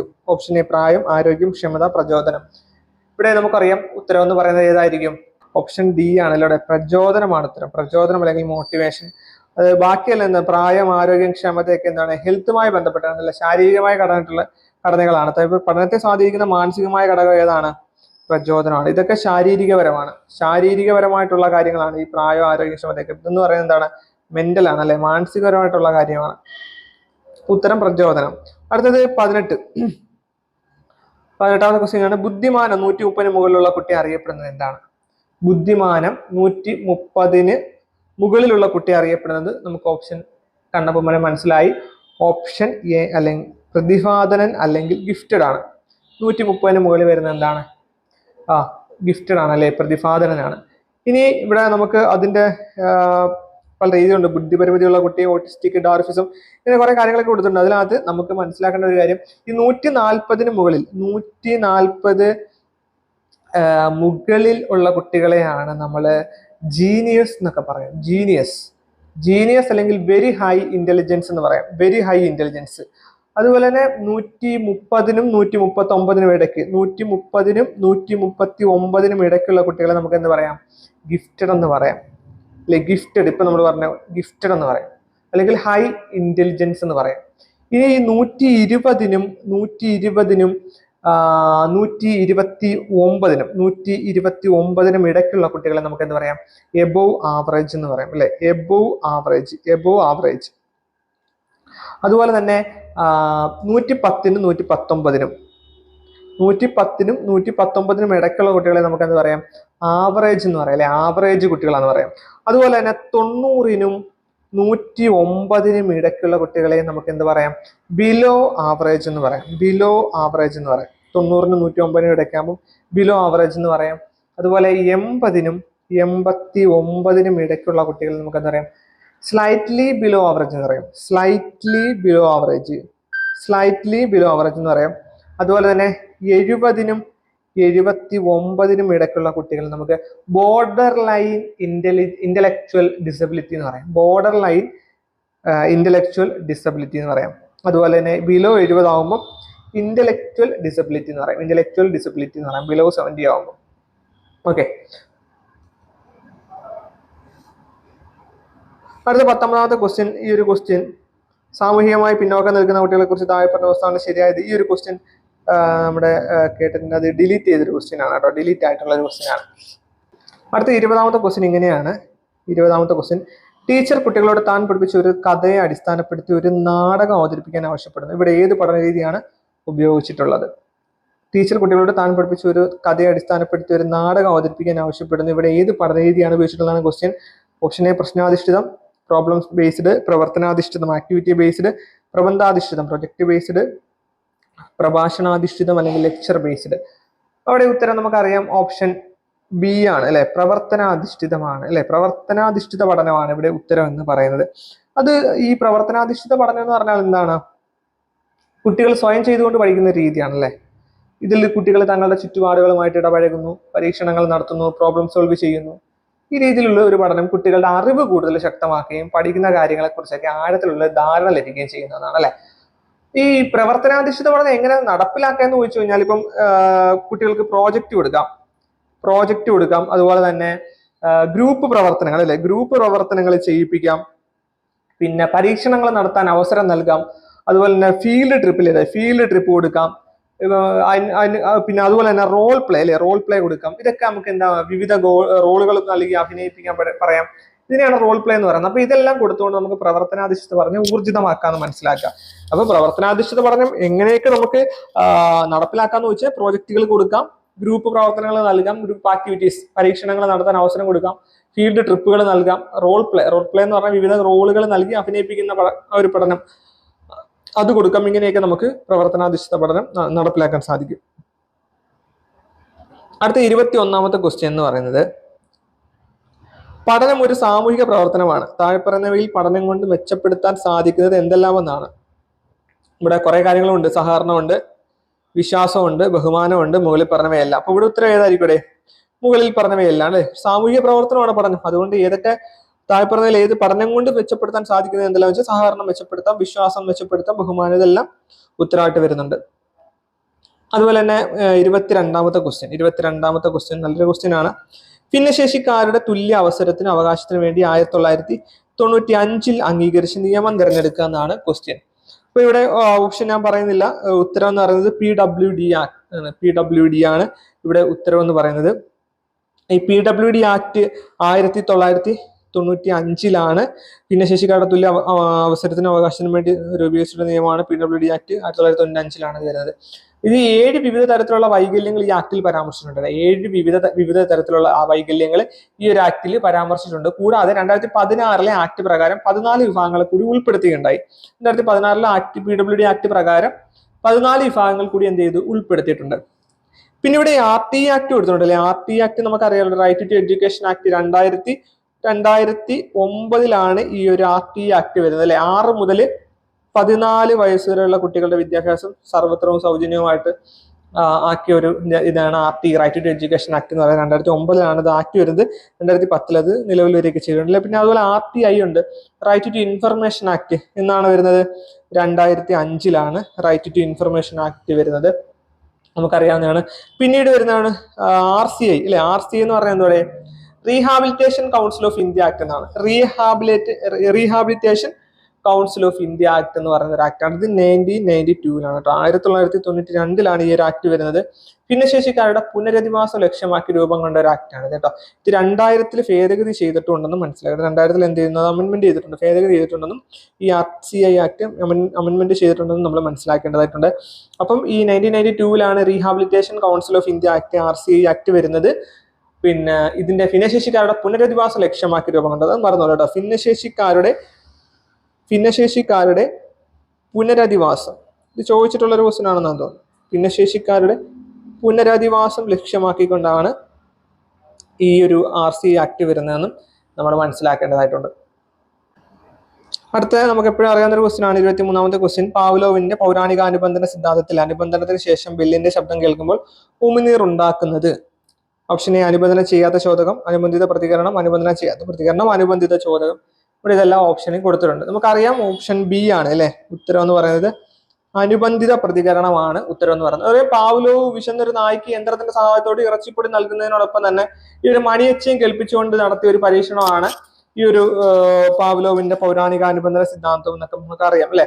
അനുബന്ധനത്തിന് മുമ്പാകുമ്പോൾ എന്തായിരിക്കും? അനുബന്ധനത്തിന് മുമ്പ് അതായത് ഇറച്ചിപ്പൊടി നൽകിയപ്പോൾ പട്ടിയുടെ വായിൽ നിന്ന് എന്ത് വരുന്നത്? കുട്ടി എന്നൊക്കെ പറയും. പട്ടിയുടെ വായിൽ നിന്ന് വരുന്നു? സലയോ വരുന്നുണ്ട് അല്ലെ. അതുപോലെ തന്നെ ഈ വെറുതെ ഒരു മണിയൊച്ച കേൾപ്പിക്കുവാണെങ്കിൽ എന്ത് വരുന്നില്ല? സലൈവ വരുന്നില്ല. അപ്പൊ ഇറച്ചിപ്പൊടി നൽകിയപ്പോൾ സലൈവ വരുന്നുണ്ട്, മണിയൊച്ച കേൾപ്പിക്കുമ്പോൾ എന്ത് വരുന്നില്ല? സലൈവ വരുന്നില്ല. അപ്പൊ അനുബന്ധനത്തിന് ശേഷമാവുമ്പോൾ മണിയൊച്ച കേൾപ്പിക്കുമ്പോൾ തന്നെ നായുടെ വായിൽ നിന്ന് എന്ത് വരാൻ തുടങ്ങി? സലൈവ വരാൻ തുടങ്ങി. അതായത് ഈ ഇറച്ചിപ്പൊടി കൊടുക്കുമ്പോൾ എല്ലാം തന്നെ മണിയൊച്ച കേൾപ്പിച്ചു. ഇത് കുറെ തവണ ഇങ്ങനെ ആവർത്തിച്ചപ്പോൾ എന്ത് സംഭവിച്ചു? ഇറച്ചിപ്പൊടി കൊടുക്കാതെ തന്നെ മണിയൊച്ച കേൾപ്പിക്കുമ്പോൾ തന്നെ നായുടെ വായിൽ നിന്ന് എന്ത് വരാൻ തുടങ്ങി? സലൈവ വരാൻ തുടങ്ങി. ഇത് നമ്മൾ ആൾറെഡി പഠിച്ചിട്ടുള്ള സംഭവമാണ്. അടുത്ത 24ാമത്തെ ക്വസ്റ്റ്യൻ ഇങ്ങനെയാണ്. വൈകല്യത്തിന്റെ കാരണങ്ങൾ പാരമ്പര്യമോ പരിസ്ഥിതികമോ ആകാം. വൈകല്യത്തിന് കാരണമാകുന്ന പാരിസ്ഥിതിക ഘടകം താഴെ കൊടുത്തിട്ടുള്ള പട്ടികയിൽ നിന്ന് തിരഞ്ഞെടുക്കുക എന്നാണ് ക്വസ്റ്റ്യൻ. വൈകല്യത്തിന്റെ കാരണങ്ങൾ പാരമ്പര്യമോ പരിസ്ഥിതികമോ ആകാം. വൈകല്യത്തിന് കാരണമാകുന്ന പാരിസ്ഥിതിക ഘടകം താഴെ കൊടുത്തിട്ടുള്ള പട്ടികയിൽ നിന്ന് തിരഞ്ഞെടുക്കാനാണ്. ഇവിടെ ഓപ്ഷൻ 4 ജീനുകൾ, ക്രോമസോമുകൾ, ഹോർമോൺ, രോഗങ്ങളൊക്കെ കൊടുത്തിട്ടുണ്ട്. ഇപ്പൊ ഇവിടെ ഉത്തരം എന്ന് പറയുന്നത് ഓപ്ഷൻ ഡി രോഗങ്ങളാണ്. അതായത് ഒരു കുട്ടിക്ക് വൈകല്യങ്ങൾ ജന്മന അല്ലെങ്കിൽ പാരമ്പര്യമോ പാരിസ്ഥിതികമോ ആർജിതമോ ഒക്കെ ആയിട്ട് രോഗങ്ങൾ വരാം, വൈകല്യങ്ങളൊക്കെ വരാം. ഇതിൽ പാരിസ്ഥിതിക ഘടകമാണ് ചോദിച്ചിട്ടുള്ളത്. ഇവിടെ നമുക്ക് ചോദിച്ചിട്ടുള്ളത് പാരിസ്ഥിതിക ഘടകമാണ്, അതാ അണ്ടർലൈൻ ചെയ്തേക്കുന്നത്. ജീനുകൾ, ക്രോമസോം, ഹോർമോണുകളൊക്കെ കുട്ടിയുടെ ജന്മന ഉള്ള കാരണങ്ങളാണ് അല്ലെ. എന്നാൽ രോഗങ്ങൾ എന്ന് പറയുന്നത് അങ്ങനെയാണോ? രോഗങ്ങൾ എന്ന് പറയുന്നത് പാരിസ്ഥിതിക ഘടകമാണ് അല്ലെങ്കിൽ ആർജിതമോ ആണ് അല്ലെ. പാരിസ്ഥിതിക ഘടകമാണ് അല്ലെങ്കിൽ ആർജിതമാണ് രോഗങ്ങൾ എന്നൊക്കെ പറയുന്നത്. ഓക്കെ, അപ്പം ഇവിടെ ഉത്തരം എന്ന് പറയുന്നത് രോഗങ്ങളാണ്. വൈകല്യത്തിന്റെ ഇവിടെ ക്വസ്റ്റ്യൻ ഇങ്ങനെയാണ്: വൈകല്യത്തിന്റെ കാരണങ്ങൾ പാരമ്പര്യമോ പരിസ്ഥിതികമോ ആകാം. വൈകല്യത്തിന് കാരണമാകുന്ന പാരിസ്ഥിതിക ഘടകം താഴെപ്പറയിൽ പട്ടികയിൽ തിരഞ്ഞെടുക്കാനാണ് പറഞ്ഞിരിക്കുന്നത്. അപ്പം പാരിസ്ഥിതിക ഘടകം എന്ന് പറയുന്നതാണ് രോഗങ്ങളാണ്. അടുത്തൊരു ക്വസ്റ്റ്യൻ, നല്ലൊരു ക്വസ്റ്റ്യൻ ആണ്. 25ാമത്തെ ക്വസ്റ്റ്യൻ: ലിംഗനിഷ്പക്ഷ സ്കൂളുകളുടെ രൂപീകരണത്തിന് ഇപ്പോൾ വളരെയധികം പ്രാധാന്യം നൽകുന്നുണ്ട്. ഇത് എന്ത് ഉറപ്പിക്കുന്നതിന് വേണ്ടിയിട്ടാണെന്നാണ്. ലിംഗനിഷ്പക്ഷ സ്കൂളുകൾ എന്ന് പറയുമ്പോൾ എന്താ പറയുക, ജെൻഡർ ന്യൂട്രൽ സ്കൂൾസ് അല്ലെ. ജെൻഡർ ന്യൂട്രൽ സ്കൂൾസുകളൊക്കെ ഇപ്പോൾ ഒരുപാട് വരുന്നുണ്ട്. അപ്പൊ അതിന് പ്രാധാന്യം കൊടുക്കുന്നുണ്ട്. ഇത് എന്ത് ഉറപ്പിക്കാൻ വേണ്ടിയിട്ടാണ്? ലിംഗവിവേചനം, ജെൻഡർ ഡിസ്ക്രിമിനേഷൻ, ലിംഗസ്വത്വം, ജെൻഡർ ഐഡന്റിറ്റി, ലിംഗസമത്വം, ജെൻഡർ ഇക്വാലിറ്റി, ലിംഗപക്ഷപാതം, ജെൻഡർ ബയാസ്. ഇപ്പൊ ഇതിന് ഉത്തരം എന്ന് പറയുന്നത് ഓപ്ഷൻ സി ആണ്. ലിംഗസമത്വമാണ് ഉത്തരം എന്ന് പറയുന്നത്. അതായത് പുരുഷന്മാരും സ്ത്രീകളും സമൂഹത്തിൽ തുല്യ പങ്കാളികളാണെന്നും അവർക്ക് ഒരേ അവകാശങ്ങളും ഉത്തരവാദിത്തങ്ങളും ഉണ്ടെന്നും അംഗീകരിക്കുന്നതിനാണ് ലിംഗസമത്വം അല്ലെങ്കിൽ ജെൻഡർ ഇക്വാലിറ്റി എന്ന് പറയുന്നത്. പുരുഷന്മാർ സ്ത്രീകൾ സമൂഹത്തിൽ തുല്യ പങ്കാളികളാണെന്നും അവർക്ക് ഒരേ അവകാശങ്ങളും ഉത്തരവാദിത്തങ്ങളും ഉണ്ടെന്നും അംഗീകരിക്കലാണ് ലിംഗസമത്വം എന്ന് പറഞ്ഞാൽ. ഈ ലിംഗവിവേചനം എന്ന് പറഞ്ഞാൽ എന്താണ്? ജെൻഡർ ഡിസ്ക്രിമിനേഷൻ എന്ന് പറഞ്ഞാൽ എന്താണ്? അല്ലെങ്കിൽ മറ്റൊരു പേരുണ്ട് ലിംഗപക്ഷപാതം എന്നും പറയും കേട്ടോ. വിവേചനം ഓർ പക്ഷപാതം എന്നും പറയും. പക്ഷപാതം അതായത് ലിംഗവിവേചനം അല്ലെങ്കിൽ ലിംഗപക്ഷപാതം. ഒരാളുടെ ലിംഗത്തെ അടിസ്ഥാനമാക്കി അവരെ അവഗണിക്കുകയോ നിഷേധിക്കുകയോ തരം താഴ്ന്നതായിട്ട് കണക്കാക്കുകയോ ചെയ്യുന്ന ഒരു പ്രവൃത്തിയാണ് ലിംഗവിവേചനം എന്ന് പറയുന്നത്. ഇപ്പൊ അതൊരു ജോലിയിൽ അല്ലെങ്കിൽ ഒരു സമൂഹത്തിൽ, ഒരു രാഷ്ട്രീയത്തിൽ, ഒരു വീട്ടിലൊക്കെ എന്ത് ചെയ്യാം? ഈ ഒരു ലിംഗവിവേചനം അല്ലെങ്കിൽ ലിംഗപക്ഷപാതം നടക്കാൻ സാധ്യതയുണ്ട് അല്ലെ.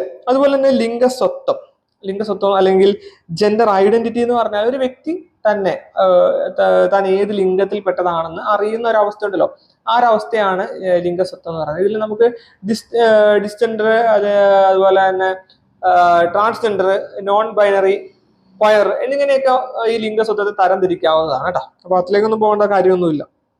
അപ്പൊ ഇവിടെ ഉത്തരം ലിംഗസമത്വമാണ്. അടുത്ത 26ാമത്തെ ക്വസ്റ്റ്യൻ ആണ്: താഴെ പറഞ്ഞവയിൽ തെറ്റായ പ്രസ്താവന ഏത്? ഓപ്ഷൻ എ ഗ്രേഡിംഗ് കുട്ടികളുടെ മൂല്യനിർണ്ണയത്തിന് സഹായിക്കുന്നു, ഗ്രേഡിംഗ് കുട്ടികളുടെ പ്രകടനങ്ങൾ വിലയിരുത്താൻ സഹായിക്കുന്നു, ഗ്രേഡിംഗ് കുട്ടികളുടെ നേട്ടം മനസ്സിലാക്കാൻ സഹായിക്കുന്നു, ഗ്രേഡിംഗ് കുട്ടികളുടെ ഇടയിൽ അനാവശ്യമായ മത്സരം ഉണ്ടാക്കുന്നു. അപ്പോൾ ഇവിടെ ഓപ്ഷൻ ഡി എന്ന് പറയുന്നത് ഗ്രേഡിംഗ് കുട്ടികളുടെ ഇടയിൽ അനാവശ്യ മത്സരം ഉണ്ടാക്കുന്നു. ഇത് എന്താ പറയുക, തെറ്റായിട്ടുള്ള ഒരു കാര്യമാണല്ലോ, തെറ്റായിട്ടുള്ള ഒരു പ്രസ്താവനയാണെന്ന് മനസ്സിലാക്കുക. ബാക്കിയെല്ലാം ശരിയല്ല. ഇവിടെ വായിച്ചു നോക്കുന്ന തന്നെ നമുക്ക് മനസ്സിലാവും. അടുത്ത 27ാമത്തെ ക്വസ്റ്റ്യൻ: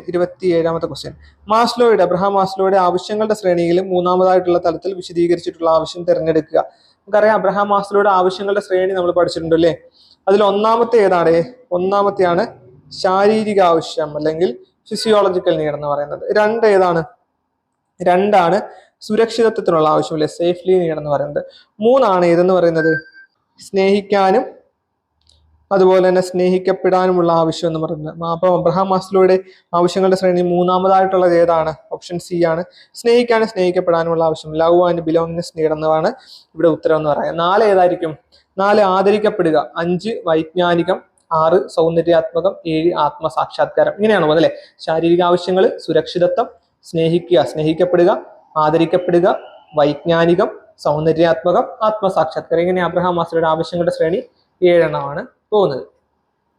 ഇനി 28ാമത്തെ ക്വസ്റ്റ്യൻ ഇങ്ങനെയാണ്: വ്യക്തിത്വത്തിന്റെ മനോവിശ്ലേഷണ സിദ്ധാന്തം. നമുക്കറിയാവുന്നതാണ് മനോവിശ്ലേഷണ സിദ്ധാന്തം. ഇപ്പോൾ 50,000 BSc കേട്ടറിന് ചോദിച്ച ക്വസ്റ്റ്യൻ. സൈക്കോളജിക്കൽ തിയറിയിൽ മനോവിശ്ലേഷണ സിദ്ധാന്തം രൂപീകരിച്ചിട്ടുള്ളത് ആരാണ്? സൈക്കോ അനലിറ്റിക്കൽ തിയറി ആരായിരിക്കും? ഓപ്ഷന് സിഗ്മണ്ട് ഫ്രോയിഡ്. നമുക്കറിയാവുന്ന ഒരു ക്വസ്റ്റ്യൻ ആണ്. അടുത്ത 29ാമത്തെ നല്ലൊരു ക്വസ്റ്റ്യൻ ആണ്: താഴെ പറയുന്ന മാർഗങ്ങളിൽ കുട്ടികളെ സ്കൂളിൽ വിജയിക്കാൻ സഹായിക്കുന്ന രീതികൾ കണ്ടെത്തുക. അധ്യാപന പഠന പ്രക്രിയ രസകരമാക്കുക, ഒഴിവു സമയം നൽകുക, പാഠ്യേതര പ്രവർത്തനങ്ങൾക്ക് സമയം നൽകുക, സ്വയം പഠനത്തിനുള്ള അവസരങ്ങൾ നൽകുക. ഇവിടെ താഴെ കൊടുത്തിട്ടുണ്ട് ഓപ്ഷൻ എയും ബിയും മാത്രമാണ്, ബിയും സിയും മാത്രം, ABCD ABC എന്ന് പറഞ്ഞിട്ട് 4 ഓപ്ഷനെ കൊടുത്തിട്ടുണ്ട്. അപ്പൊ നല്ല രീതിയിൽ ക്വസ്റ്റ്യൻ ഒന്ന് വായിച്ചു നോക്കണം. താഴെ പറയുന്ന മാർഗങ്ങളിൽ കുട്ടികളെ സ്കൂളിൽ വിജയിക്കാൻ സഹായിക്കുന്ന രീതികൾ കണ്ടെത്താനാണ്. അപ്പൊ ഈ ഒരു നോക്കുമ്പോൾ തന്നെ നമുക്കത് നല്ല രീതിയിൽ യുക്തിപൂർവ്വം ഉപയോഗിച്ച് കഴിഞ്ഞാൽ നമുക്കത് കിട്ടുന്ന ഒരു ക്വസ്റ്റ്യൻ ആണ്. ഇവിടെ സി ആണ് ഉത്തരം അല്ലേ? സി ആണ് ഉത്തരം. അതായത് ഈ 4 വരും, ഈ 4 കാര്യങ്ങൾ ABCD, ഈ 4 കാര്യങ്ങളും ഈ ഒരു കുട്ടികളെ സ്കൂളിൽ വിജയിക്കാൻ സഹായിക്കുന്ന രീതികളാണ്. അധ്യാപന പഠന പ്രക്രിയ രസകരമാക്കണം, ഒഴിവ് സമയം കൊടുക്കണം, പാഠ്യേതര പ്രവർത്തനങ്ങൾക്ക് സമയം കൊടുക്കണം, സ്വയം പഠനത്തിനുള്ള അവസരങ്ങൾ നൽകണം, ഇതെല്ലാം ഉത്തരവായിട്ട് വരുന്നത് തന്നെയാണ്. അടുത്ത 30ാമത്തെ ക്വസ്റ്റ്യൻ ഇങ്ങനെയാണ്. ബ്രൂണറുടെ അഭിപ്രായത്തിൽ ഏത് ഘട്ടത്തിലാണ് കുട്ടി വസ്തുതകളെ മനസ്സിൽ രൂപങ്ങളായിട്ട് ആവിഷ്കരിക്കുന്നത് എന്നാണ് ക്വസ്റ്റ്യൻ. ബ്രൂണറുടെ ഒരു കൺസെപ്റ്റ് നമ്മൾ പഠിച്ചിട്ടുള്ളതാണ്. ബ്രൂണറുടെ അഭിപ്രായത്തിൽ ഏത് ഘട്ടത്തിലാണ് കുട്ടി വസ്തുതകളെ മനസ്സിൽ രൂപങ്ങളായിട്ട് ആവിഷ്കരിക്കുക. ഇവിടെ ഇതൊരു ബ്രൂണറുടെ വൈജ്ഞാനിക വികസന ഘട്ടമാണ്. നമ്മൾ നേരത്തെ പിയാഷയുടെ ഇതുപോലെ പഠിച്ചിട്ടുള്ളതാണ്. അതുപോലെ തന്നെ ബ്രൂണറുടെ വൈജ്ഞാനിക വികസന ഘട്ടം അതിൽ ഒന്നാമത്തെയാണ് ഇനാക്റ്റീവ് സ്റ്റേജ് അല്ലെങ്കിൽ പ്രവർത്തന ഘട്ടം എന്ന് പറയുന്നത് അല്ലെ. 2 ബിംബന ഘട്ടം ഐക്കോണിക് സ്റ്റേജ്, 3 പ്രതീകാത്മക ഘട്ടം അല്ലെങ്കിൽ സിംബോളിക് സ്റ്റേജ്. ഇവിടെ ചോദിച്ചിട്ടുള്ള എന്താണ്? രൂപങ്ങളായിട്ട് ആവിഷ്കരിക്കുന്നത് എവിടെയാണെന്നാണ് ചോദിച്ചിരിക്കുന്നത്. അപ്പം ഉത്തരം എന്ന് പറയുന്നത് ബിംബനം ഐക്കോണിക് സ്റ്റേജ് അല്ലെങ്കിൽ ബിംബന ഘട്ടമാണ്. ബ്രൂണറുടെ അഭിപ്രായത്തിൽ കുട്ടി വസ്തുതകളെ മനസ്സിൽ രൂപങ്ങളായിട്ട് ആവിഷ്കരിക്കുന്നത്, സിംബോളിക് ആയിട്ട് ആവിഷ്കരിക്കുന്നത് പിന്നെ ഈ ഒരു ഘട്ടത്തിലാണ് നമ്മൾ മനസ്സിലാക്കേണ്ടതായിട്ടുണ്ട്. ബിംബന ഘട്ടം അല്ലെങ്കിൽ ഐക്കോണിക് സ്റ്റേജിലാണ് എന്ന് മനസ്സിലാക്കണം. അപ്പം നമുക്കറിയാം ബ്രൂണറുടെ വൈജ്ഞാനിക വികസന ഘട്ടം ഒന്നാമത്തെയാണ് പ്രവർത്തന ഘട്ടം അല്ലെ. പ്രവർത്തന ഘട്ടം അല്ലെങ്കിൽ ഇനാക്റ്റീവ് സ്റ്റേജ് പ്രവർത്തന ഘട്ടം. 2 ഐക്കോണിക് സ്റ്റേജ് അല്ലെങ്കിൽ ബിംബന ഘട്ടം അല്ലെങ്കിൽ ഐക്കോണിക് സ്റ്റേജ്. 3ാമത്തെയാണ് എന്ന് പറയുന്നത് പ്രതീകാത്മക ഘട്ടം അല്ലെങ്കിൽ സിംബോളിക് എന്ന് പറയും. സിംബോളിക്. ഈ പ്രവർത്തന ഘട്ടം എന്ന് പറഞ്ഞാൽ എന്താണ്? ഒരു കുട്ടി പ്രവർത്തിച്ച് പഠിക്കുന്ന ഘട്ടമാണ്. തന്റെ ചിന്തകളെ പ്രതീകങ്ങളിലൂടെയൊക്കെ പ്രവർത്തിപ്പിക്കുന്നതിനാണ് ഈ ഒരു പ്രവർത്തന ഘട്ടം അല്ലെങ്കിൽ ഇനാക്റ്റീവ് സ്റ്റേജ് എന്ന് പറയുന്നത്. 2 ബിംബന ഘട്ടം അല്ലെങ്കിൽ ഐക്കോണിക് സ്റ്റേജ് എന്ന് പറയുന്നത് വസ്തുക്കൾ, വ്യക്തികൾ, സംഭവങ്ങൾ തുടങ്ങിയവയെ കുട്ടി ആവിഷ്കരിക്കുന്നത് മനോബിംബങ്ങൾ കൊണ്ടാണ് അല്ലെ. കയ്യിൽ കിട്ടിയ കരിക്കട്ട ഉപയോഗിച്ചുകൊണ്ട് കുട്ടി ചുമരിൽ വരയ്ക്കുന്ന ഘട്ടത്തെ നമുക്ക് എന്ത് പറയാം? ബിംബന ഘട്ടം എന്ന് പറയാം. പ്രതീകാത്മക ഘട്ടം സിംബോളിക് സ്റ്റേജ് എന്ന് പറഞ്ഞാൽ ഭാഷാ വികസനമാണ് ഈ ഘട്ടത്തിൽ കുട്ടിയെ നയിക്കുന്നത് അല്ലെ. അമൂർത്ത ചിന്തനത്തിനുള്ള ഒരു കഴിവ് കുട്ടിക്ക് വരുന്നത് ഈ ഒരു ഘട്ടത്തിലാണ്. ഇപ്പൊ ഇവിടെ ക്വസ്റ്റ്യൻ ബ്രൂണറുടെ അഭിപ്രായത്തിൽ ഏത് ഘട്ടത്തിലാണ് വസ്തുതകളെ രൂപങ്ങളായിട്ട് ആവിഷ്കരിക്കുന്നത്? ബിംബന ഘട്ടത്തിലാണ് അല്ലെങ്കിൽ ഐക്കോണിക് സ്റ്റേജിലാണെന്ന് മനസ്സിലാക്കുക. അപ്പൊ ഈ പ്രധാനപ്പെട്ട 30 ക്വസ്റ്റ്യൻസ് ആണ് നമ്മളിത് വർക്കൗട്ട് ചെയ്തത്. അപ്പൊ ഇത്രയും കാര്യങ്ങൾ നിങ്ങൾക്ക് മനസ്സിലായെന്ന് വിചാരിക്കുന്നു. അപ്പോൾ കൂടുതൽ ക്വസ്റ്റ്യൻസ് വർക്കൗട്ട് ചെയ്ത് പഠിക്കുന്നതായിരിക്കും ഏറ്റവും ബെറ്റർ എന്ന് തോന്നുന്നു. കൂടുതൽ ക്വസ്റ്റ്യൻസുകൾ വർക്കൗട്ട് ചെയ്ത് പഠിച്ചു കഴിഞ്ഞാൽ കേട്ടിട്ട് നമുക്ക് സിമ്പിളായിട്ട് കയ്യിലിരിക്കും. ഓക്കെ.